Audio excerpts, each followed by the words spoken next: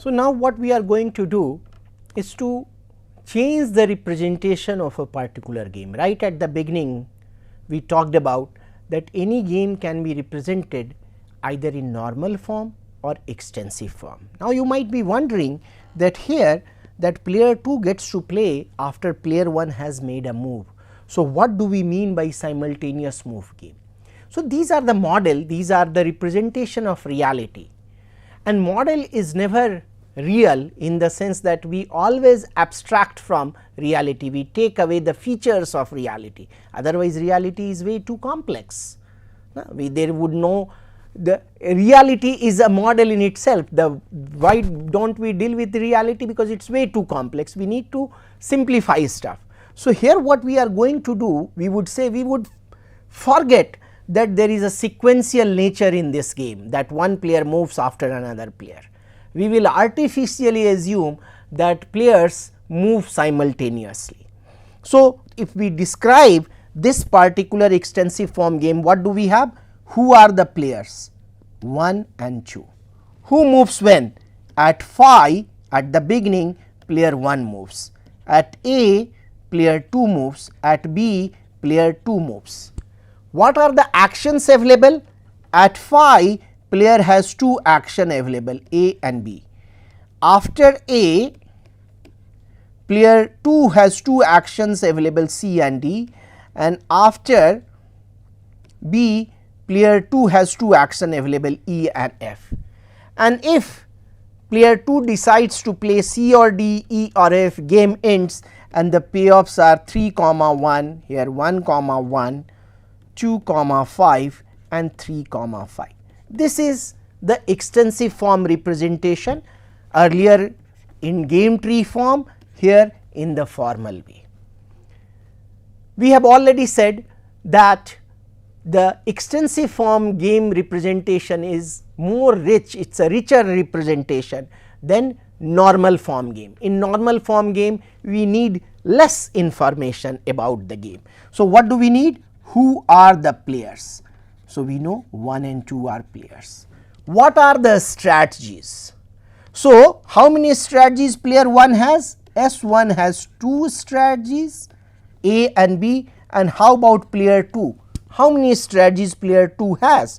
We have already figured out that player 2 has 4 strategies, CE, CF, DE, DF. So, player 2 has 4 strategies, CE, CF, DE, DF. And what are the payoffs? So, we can write the payoff also, that if player 1 plays A and player 2 plays CE, we can write A, CE. The associated payoff would be, we can figure out player 1 is playing A and player 2 is playing CE. So, A, CE gives 3, 1. Why not 2, 5? Because player 1 has decided to play A. Similarly, we can say B, CE gives 2, 5. So, such we will have 8, because 2 here and 4 here, 8 different possibilities we can write for all 8, but we will do it in the table form, which is lot easier to draw. So, 1, 2, 3, 4, player 1 either decides to play A, B, player 2 decides to play CE, CF, DE, DF. So, ACE we have already figured out that ACE means 3, 1.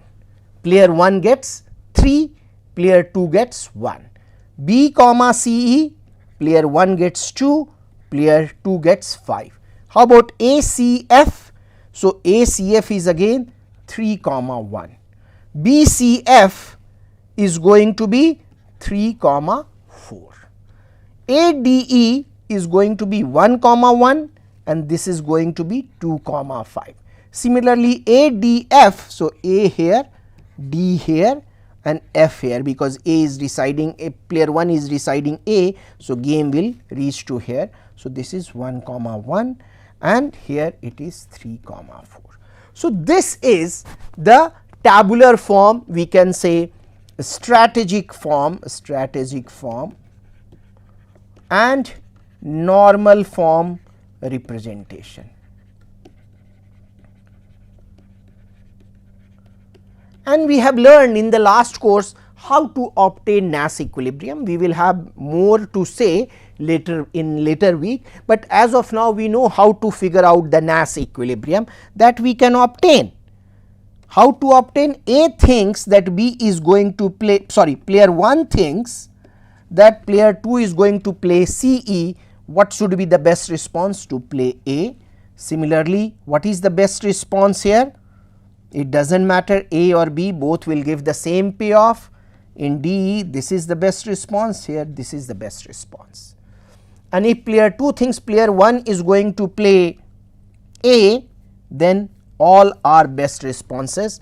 Does not matter what player 2 is going to do, the payoff to player 2 is always going to be equal to 1. What are the best responses here? CE and DE. So, how many Nash equilibrium do we get? We get 1, 2 and 3.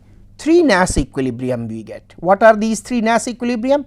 A comma CE, another is A comma CF, and the third is B comma DE. If you notice, earlier in the previous, when we obtained rollback equilibrium, we got A comma CE and B comma DE. That is what we get here, A comma CE and B comma DE. But unfortunately, we have one extra equilibrium. This is also a Nash equilibrium. How can we justify this Nash equilibrium? Let us look at. So, player 1 is going to play A here and player 2 is going to play C here and F here. There is a problem. What this equilibrium is suggesting, that given a chance at this particular node, player 2 is going to play F, which is never rational. Why it is not rational? Because 5 gives, 5 is more than 4, E gives more than F. So, what is the point for player 2, that given a chance that player 2 should play F and not E? So, what is happening? What we are doing in this particular setting, we are collapsing the game. We are ignoring the sequential nature of game. We are saying that players are deciding right at the beginning once and for all. Like here, it so happens that game is played like this, player 2 can change his mind. If it is here, player 2 can decide from F to E, but when we are talking about normal form game, what we are saying, that player 1 and player 2 both are deciding right at the beginning, and they are making this commitment that they would not change their behavior. And in that case, that it does not matter whether he plays, because you know in A comma C and A comma CF, player 1 is going to play A. So, it does not matter whether player 2 plays E here or F here, and that is why we are getting a spurious Nash equilibrium. There is a problem with it. We will figure out ways to ignore such equilibrium in our future lecture. Thank you.